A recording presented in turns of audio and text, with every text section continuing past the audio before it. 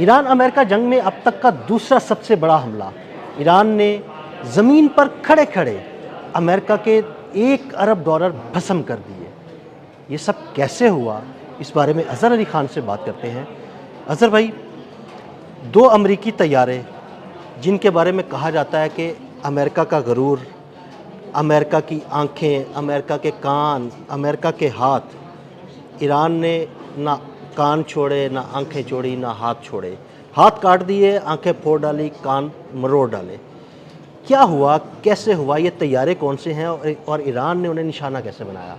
ये अमरीकी बहरिया का दिल है आदिल भाई, और ये आंखें हैं, ये उनके कान हैं और उनके हाथ भी हैं। उमूमन ऐसा होता है कि सिर्फ ये आंखें होती हैं, सर्वेलेंस ड्रोन होते हैं या तैयारे होते हैं, लेकिन ये इनमें मिसाइल भी फिट होता है और ये जाके तैयारे सर्विलेंस भी करते हैं, सर्विलेंस भी करते हैं, अटैक भी करते हैं। जी, ख़तरे को देखते हैं, सूंघते हैं और उसको बांधते हैं और उसके बाद में मारते हैं, और इन्हीं को तबाह कर दिया ईरान ने। और ये अचानक नहीं हुआ, ये कोई किस्मत की बात नहीं है, ये एक इंतहाई शानदार ऑपरेशनल और इंटेलिजेंस जो है ईरान की, उसका एक बेहतरीन मरबूत निज़ाम है जिसके ज़रिए इनको तबाह किया गया।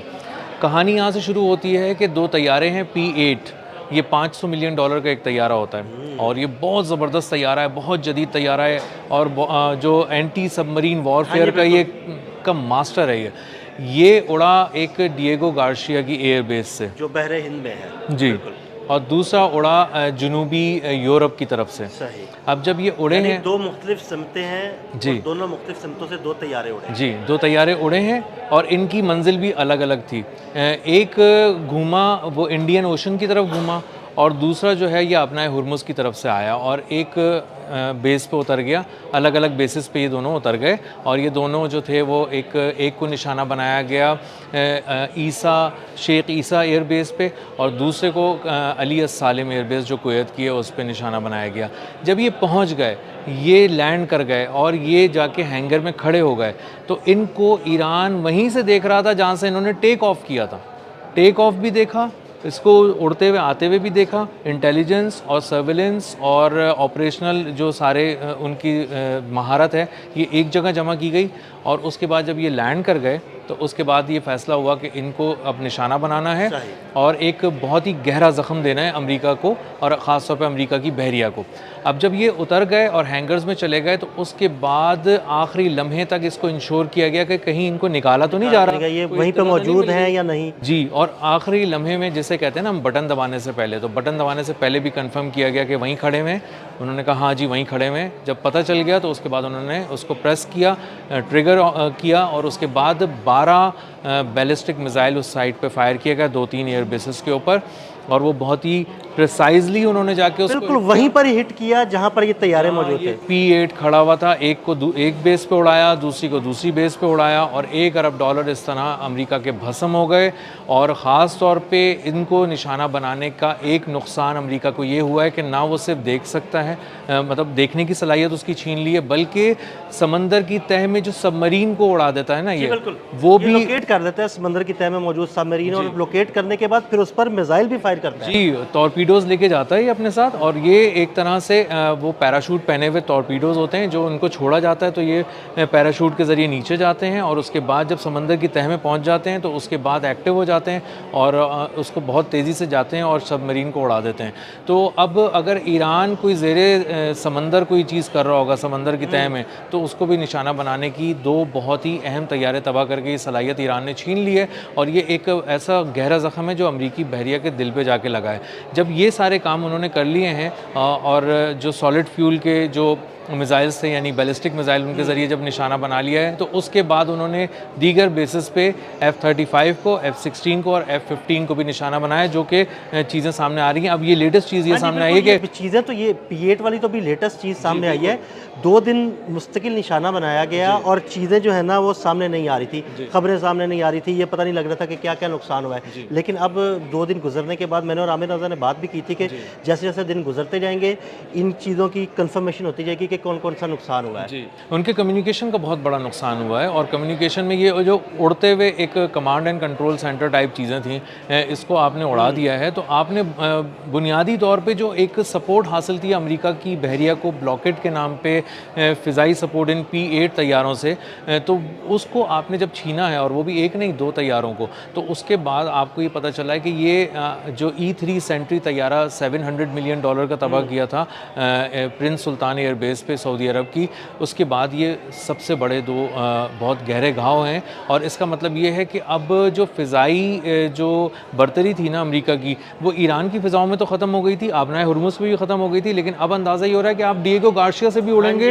तो भी देखे जाएंगे, वहीं से मॉनिटर करेंगे। और अजहर भाई देखें मेरी बात सुने, अजहर भाई मैं ये समझता हूँ कि 2 मुख्तलिफ एयर बेसिस से तैयारों का उड़ना, 2 मुख्तलिफ ममालिक की फ़िज़ाओं में सफ़र करना और 2 मुख्तलिफ एयर बेसिस पर उतर जाना, और इसकी पल पल की खबर ईरान के पास होना, मेरे लिए तो बड़ी हैरत की बात है कि ईरान का सर्विलेंस सिस्टम इतना ज़बरदस्त हो गया है और किसी दोस्त मुल्क की मदद उससे हासिल है कि लम्हे पल पल की खबर जो है ना उसे पहुंचा रहा है। गैर मामूली अदील भाई, ये बहुत गैर मामूली है, क्योंकि अब तक हमने यही देखा था कि किसी को देखने का मतलब ये है कि तुम मेरी फ़िज़ाओं में आ गए हो तो मैंने तुम्हें देख लिया, मैं तुम्हें निशाना बना दूंगा, थोड़ा पीछे बना दूंगा, थोड़ा और पीछे बना दूंगा। लेकिन करते करते अगर आप यूरोप की एयरबेस पहुंच जाए, डिएगो गार्सिया पहुंच जाए, कितने हज़ारों किलोमीटर दूर है। बिल्कुल, और वहाँ पे आप ये देख रहे हैं कि वो टेक ऑफ करना शुरू हुआ है, तो आपका मतलब ये है कि अब आप खड़े रहेंगे, चुप साधे रहेंगे, सांस रोक के, जिसे कहते हैं ना, सांस भी लिया तो कहीं खबर हो जाएगी दुनिया में कि हम कहाँ मौजूद हैं।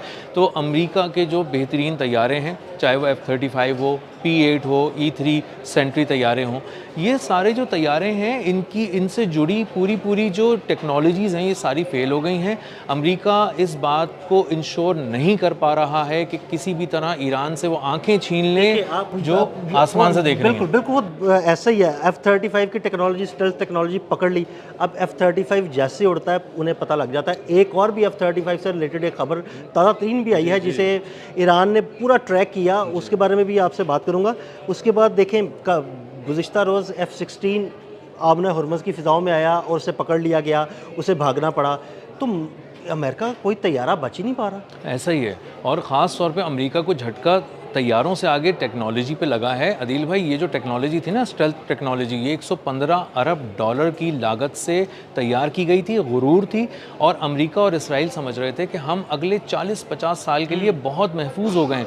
अब अगर आप इनके तैयारों को बनने के 1 साल बाद ही लॉक करना शुरू हो गए हैं, तो वो टेक्नोलॉजी रिवाइज़ करेंगे, उससे डबल पैसे लगेंगे। वो पहले वाली टेक्नोलॉजी तो ज़मीन बोस होगी ना, वो ख़त्म हो गई। अब ज़्यादा पैसा लगेगा, बड़ा दिमाग चाहिए होगा, नए ज़ाविये चाहिए होंगे सोच के, और उसके बाद आप जब कोई चीज़ तैयार करेंगे तो पता चलेगा कि ये चीज़ हमने तो 40 साल के लिए तैयार की थी। F-16 किस ज़माने का तैयार हुआ हुआ है, और आज तक उसके देखिए ना, डॉग फाइट में उसका कोई सानी नहीं है। लेकिन अब आप इतने साल आपने 20-30 साल आपने राज किया F-16 के साथ, F-35 के साथ आप 2 साल भी नहीं टिक पा रहे हैं, नहीं कर पाए, और अब आपको अंदाज़ा हो रहा है कि आपको कोई नई चीज़ चाहिए होगी। अब नई चीज़ के लिए नए पैसे चाहिए होंगे, नई टेक्नोलॉजी चाहिए होगी, और फिर भी आप ये ज़मानत नहीं दे सकते कि आपका दुश्मन कहाँ खड़ा है, कहाँ से देख रहा है, और उसको कब लॉक करके। दरअसल अमेरिका को ना बड़ा जाम और बड़ा तकब्बुर था कि जनाब हमारे पास F-35 है तो ऐसी टेक्नोलॉजी पूरी दुनिया में कहीं नहीं है, लेकिन उसे अंदाज़ा ही नहीं था कि जो दूसरे ममालिक हैं, जो उसके हरीफ ममालिक हैं, वो शायद इससे भी आगे निकल चुके हैं।